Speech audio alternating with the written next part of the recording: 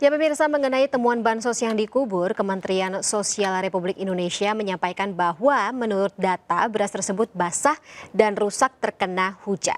Berikut ini adalah pernyataan dari Menteri Sosial Tri Risma hari ini.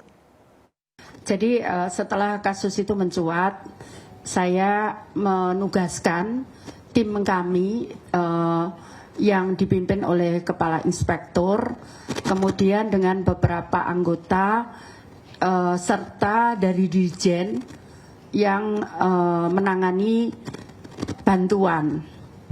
Kita tugaskan malam itu juga langsung dan dilanjut besok paginya. Tapi sebetulnya saat itu sudah mulai ada titik terang hasilnya. Cuman kita belum berani menginformasikan kejadian yang terjadi di Depok itu seperti apa. Nah, yang perlu kami sampaikan adalah yang pertama, tadi saya juga mendengar dari Pak Menko, karena memang kasus itu terjadi sebelum saya, jadi saya harus mereview pekerjaan tahun yang saya belum tahu. Nah, Pak Menko cerita bahwa saat itu memang saat pembagian ini nanti mungkin detailnya yang kita lakukan dari Kementerian Sosial, Pak Inspektur yang jelaskan. Tapi overview-nya adalah tadi saya ketemu dengan Pak Menko. Pak Menko menyampaikan saat itu bahwa karena saat itu pengiriman bantuan beras itu dilakukan oleh Bulog ya Pak? Dilakukan oleh Bulog. Nah kemudian di perjalanan itu pengirim bantuan itu barangnya itu kehujanan.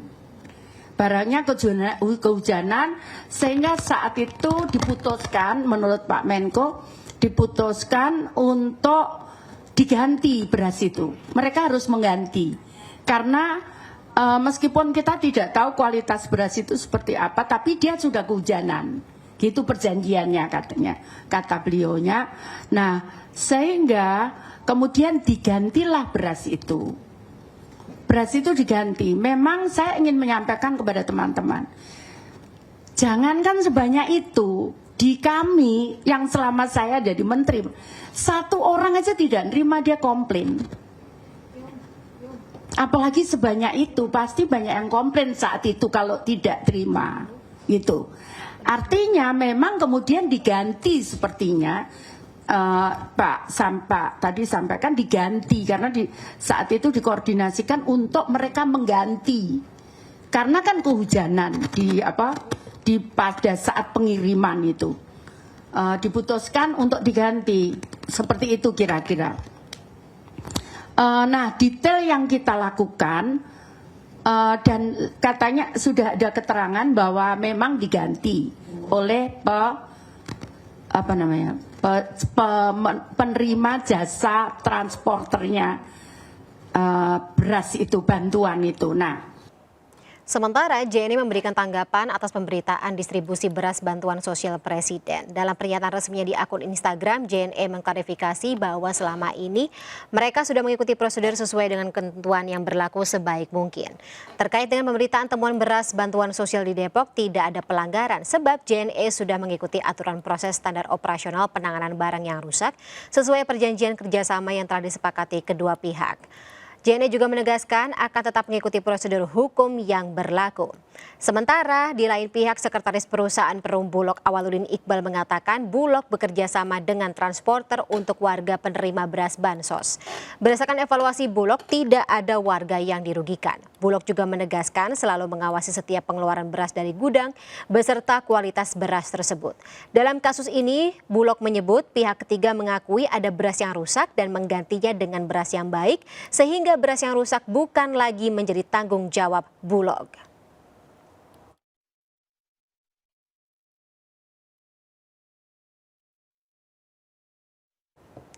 Ya, tidak hanya membuat polisi memanggil beberapa pihak terkait seperti Kementerian Sosial, Bulog, dan PT JNE saja untuk menyelidiki kasus penimbunan sembako Bansos Kemensos. Bahkan Kemenko PMK pun turun tangan menelusuri 1 ton sembako bantuan presiden atau Banpres yang dikubur di Tanah Lapang, Kelurahan Tirtajaya, Kota Depok. Saat ini saya sudah ditemani Yerita Waluyan selaku Ketua DPP Partai Perindo Bidang Sosial dan Kesejahteraan Rakyat untuk membicarakan ini atau isu ini lebih dalam. Selamat sore Bang Yeri. Selamat sore Bu Fani. Siap, tampaknya sudah sama-sama mengetahui seperti apa kasus ini berjalan. Kasus yang aneh dan tidak biasa ya Bang Yeri. Dan ini ditemukannya 1 ton beras Banpres di lahan parkir wilayah Sukmajaya Depok. Apa tanggapan Anda dan kalau dari kasus ini atau melihat berjalannya kasus ini, apa yang salah dari perspektif Anda Bang Yeri? Mewakili suara rakyat, kami itu sangat menyayangkan dan menyesalkan mengapa kok di saat orang lagi sulit dapat sembako, lalu ada 1 ton sembako yang dikubur seperti itu. Ini kan bukan penimbunan tapi dikubur. Nah, pertanyaannya ini sengaja dikubur atau apa? Lalu narasinya bahwa itu lagi hujan. Kami juga biasa kok membagi-bagi sembako, dan di saat hujan kita bisa lihat itu kan truk-truk itu ditutupin ada terpalnya, kalau tidak di mobil box. Nah, jadi semua itu sudah terencana bahwa kalau nanti hujan itu harus seperti apa. Betul, SOP-nya ya. Ya. SOP-nya kan ada jelas. Nah, kami melihat minimal ini ada 3 kesalahan. Tentu kesalahan perencanaan, ada perencanaan yang tidak tepat di sini. Lalu pas di pengadaan, nah ada narasi kan yang mengatakan itu berasnya sudah rusak, makanya dikubur. Nah, kalau berasnya rusak, lantas kenapa dibeli? Padahal beras itu, Mbak Fani, apalagi beras putih, itu kadaluarsanya bisa 2 tahun loh. Bisa 2 tahun. Apalagi lama. Apalagi dengan kemasan yang kita lihat itu kemasan bagus. Betul. Itu beras premium itu yang harusnya bisa bertahan lebih lama. Jadi di pengadaan ini ada yang kurang tepat. Tapi yang lebih parah lagi di distribusi. Harus dipertanyakan kenapa kok distribusinya memakai pihak ketiga, memakai JNE dan tidak langsung garis lurus oleh pemerintah sampai dari atas sampai ke bawah gitu. Bulog sudah tepat, tetapi memberikan kepada pihak non pemerintah itu perlu dipertanyakan. Apalagi PT JNE kalau misalnya kita bicara secara logika dan juga objektif ya gitu, merupakan suatu perusahaan yang sudah lama berdiri malang melintang di bidang distribusi seperti itu. Kalau misalnya bicara mengenai perencanaan atau SOP, prosedur yang salah seharusnya secara logika tidak mungkin terjadi dong Bang Yeri. Tidak mungkin terjadi, mereka paling ahli kok, mereka memang perusahaan yang bergerak di bidang distribusi kan. Makanya kalau misalnya tadi mengangkut truk atau mengangkut beras dalam truk yang kemudian tidak ada terpal sampai kena hujan, secara objektif tidak mungkin bisa terjadi seperti itu ya Bang Yeri. Nah, apalagi kalau misalnya sekarang kita bicara mengenai saling lempar tanggung jawab seperti itu Bang Yeri. Kemensos mengatakan sudah bukan ranahnya. Bulog mengatakan bahwa ini juga ranah distributor dan mereka mengatakan bahwa laporan yang masuk kepada mereka adalah beras yang sudah rusak tersebut sudah diganti sehingga warga mendapatkan beras yang baik. Tapi tidak menutup mata bahwa beras yang sudah dikubur itu berjumlah 1 ton, kita sudah mengalami kerugian 1 ton beras. Apa tanggapan Anda terkait dengan hal ini? Yang menerima tanggung jawab itu siapa? Kalau Kementerian Sosial, Kemensos, maka seharusnya penerima tanggung jawab itu bertanggung jawab penuh sampai ke distribusi di lapangan dan harus ikut memonitor ini banpresnya sampai ke bawah tidak. Bukan hanya merencanakan, mengeluarkan anggaran dan pengadaan, tapi sampai ke distribusi. Nah, ini juga kritik untuk Kementerian Sosial, nggak boleh lempar tanggung jawab, itu kan tanggung jawabnya Kementerian Sosial. Nah, sekarang tinggal Kementerian Sosial yang kemudian ngejar itu. Ini di JNE-nya udah benar nggak? Nah, jadi di jalur distribusi sampai ke masyarakat itu sudah sampai tidak?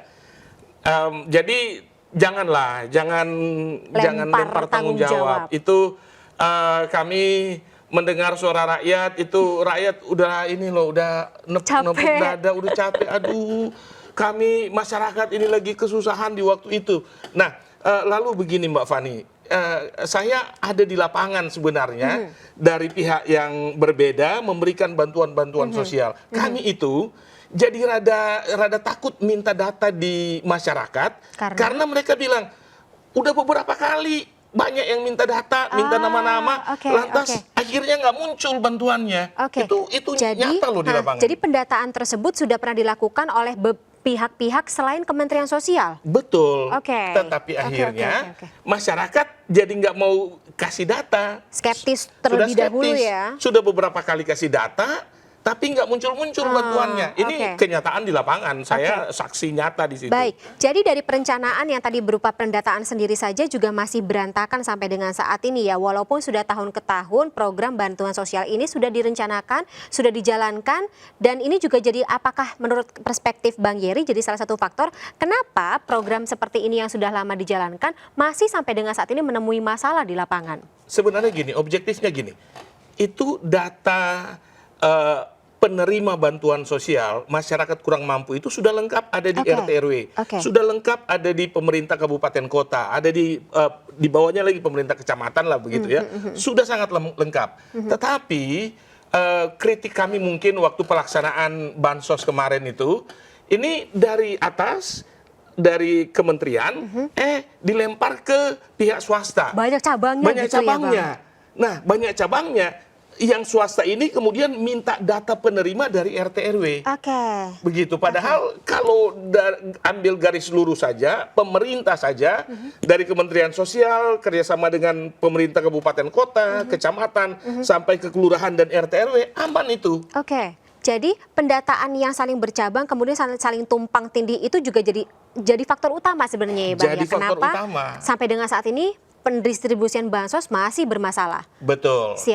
Masukan seperti apa yang mungkin apakah memang akan katakanlah masukan memang sudah beberapa kali oleh banyak pihak disuarakan kepada Kementerian Sosial. Tapi kira-kira mungkin menurut Bang Yeri apakah ada harapan bahwa mekanisme ini akan bisa kita sama-sama sempurnakan ke depan? Tentu ruang untuk penyempurnaan itu harus terus dilakukan ya. Kita termasuk soal pertanggungjawabannya. Termasuk, itu lain lagi. Tapi untuk penyempurnaannya tetap harus dilakukan karena gini, pengalaman yang saya lihat sendiri di akhir masa pandemi sebenarnya sudah bagus. Contoh, saya didatangi RT saya nih, Pak mau menerima bantuan langsung tunai tidak Pak? Oh enggak, saya cukup. Gitu. Itu jujur haknya rakyat miskin. Lalu mau dapat bantuan sembako enggak? Oleh RT loh. Oh enggak, saya cukup. Nah, artinya di bagian-bagian akhir pandemi itu Kemensos sudah kerja bagus kok, sudah kerja bagus. Cuman saat melibatkan pihak swasta itu hancur. Dan ini kan sudah terbukti dengan penimbunan. Ini bukan hanya penimbunan, tapi penguburan sebenarnya. Dan belum tentu juga atau kalau dari ketika Bang Yeri menelik kasus ini, apakah beras-beras yang ditimbun tersebut memang semuanya rusak atau seperti apa? Itu tadi. Saya kan biasa beli beras berton-ton juga, ratusan ton. Kemasannya baik-baik saja? Kemasannya bagus. Yang non premium aja itu bisa tahan 2 tahun loh. Apalagi yang premium dan yang saya lihat tadi di TV itu premium itu baik-baik saja. Kemasannya bagus, super itu. Baik-baik saja, seharusnya bagus. Kalau kena hujan pun emang hujan sederas apa sih? Iya sih, dalam beberapa hari terakhir kita tidak, kalau melihat cuaca juga tidak hujan badai seperti itu juga ya Bang Yeri. Nah, menurut Bang Yeri apakah Kementerian Sosial harus sampai dengan akhir turut serta untuk mengawal investigasi atau penyelidikan kasus ini, dan kasus ini cukup menjadi harus menjadi concern kita bersama Bang? Harus dong, karena gini, masyarakat kan jadi bertanya-tanya, dan pertanyaan liar itu yang muncul. Loh, ini kan hanya yang ketahuan penimbunan 1 ton. Lalu iya ada berita liar. Ini ratusan ribu ton sebenarnya yang didistribusikan oleh perusahaan yang tadi itu. Nah, ini kan mesti diusut tuntas dan diberikan pernyataan berdasarkan penyelidikan dari pihak kepolisian. Jadi kalau hanya sekedar pernyataan saja, saya kira masyarakat tidak akan cukup puas untuk mendapat keterangan seperti itu. Jadi harus diusut tuntas, sebab ini mulai dengar kasakusuk nih di masyarakat. Wah, kok ini sekali sih, apa namanya, tega sekali sih, disalurkan aja lah biar agak rusak sedikit, nggak apa-apa, kami bisa bikin Konsumsi. iya, bisa campur dengan beras yang lebih bagus, kemudian dimakan, karena di saat itu kan lagi kita lagi sangat kekurangan. Betul, Masyarakat kita lagi butuh membutuhkan bantuan, seperti itu sangat ya. membutuhkan. Nah, ini harus diusut tuntas oleh pihak kepolisian. Walaupun memang masih banyak pertanyaan, kalau saya pribadi ingin menanyakan kenapa sampai ada yang bisa melaporkan, tolong gali itu lahannya karena ada dugaan beras terkubur di situ sebanyak 1 ton. Itu juga masih menjadi salah satu proses investigasi ya Bang ya. Betul, artinya kan ini pertanyaan yang harus dijawab tuntas oleh pihak kepolisian dan kementerian terkait tentunya. Tapi menurut Bang Yeri sendiri, apakah kasus ini memang layak untuk masuk ke ranah hukum? Sangat layak, Oke. sangat layak. Walaupun ada narasi bilang, oh tidak ada peraturan yang dilanggar. Mbak, coba tunjukkan peraturan kepada saya bahwa kalau beras itu rusak, kubur. Oke. Nggak ada. Paling kalau beras itu rusak, kembalikan kepada Yang penyalurnya, Bulog seperti ke ini. Bulog atau Oke. ke perusahaan yang memberikan apa namanya. Jangan dikubur. Memang Iya, tidak nggak ada. apa sih, kita oke. orang bansos juga kok yang menyalurkan. Memang SOP-nya sebenarnya seperti itu. Iya kan, kalau misalnya saya beli beras di toko atau di mana di distributor, kalau rusak saya kembalikan, ganti, ya kan? Nanti itu tujuannya untuk apa Bang? Dibalikin ke distributornya atau dibalikin ke perusahaannya sendiri? Kemudian supaya akan mereka diganti. Kalau rusak ya. Oke. Nah, kecuali kalau lantas tadi kan narasinya lagi hujan keras dan kena, ya Rusak memang bukan semuanya. rusak semuanya, kan bukan salahnya distributor sebenarnya Itu kan. itu dari proses pengirimannya Proses sendiri. pengiriman. Tapi kalau Tidak perlu proses dikubur. pengiriman benar kan itu nggak akan serusak Oke, itu. oke. Apalagi sampai dikubur. Oke. Mana ada SOP harus dikubur kalau rusak? Nggak ada. Tunjukkan ke saya. Ini SOP-nya sebenarnya yang salah jadi pertanyaan, walaupun memang diklaim oleh beberapa pihak mereka sudah melakukan semuanya sesuai dengan prosedur. Tapi lagi-lagi mungkin kita harus menyerahkannya kepada proses hukum yang berlaku. Ya. Kita percaya kepada aparat dan juga pihak-pihak yang ikut membantu proses hukum ini supaya berjalan lancar. Jadi kita bisa menemukan titik terang ya Bang Yeri ya. Ini diskusi yang sangat menarik Bang Yeri, dan insight-nya semoga bisa menjadi masukan tentunya bagi pihak-pihak yang bertanggung jawab, Kemensos, Bulog dan juga pihak distributor. Semoga bisa menjadi membuka titik terang selama-lama ke depannya gitu untuk kasus ini ya Bang Yeri ya. Walaupun kita tetap memberikan apresiasi kepada Kementerian Sosial. Harus objektif dan seperti itu ya Bang Menteri ya. Ibu Risma hari ini sudah bekerja dengan baik, dan kami percaya Kementerian Sosial sangguplah untuk menyelesaikan kasus ini.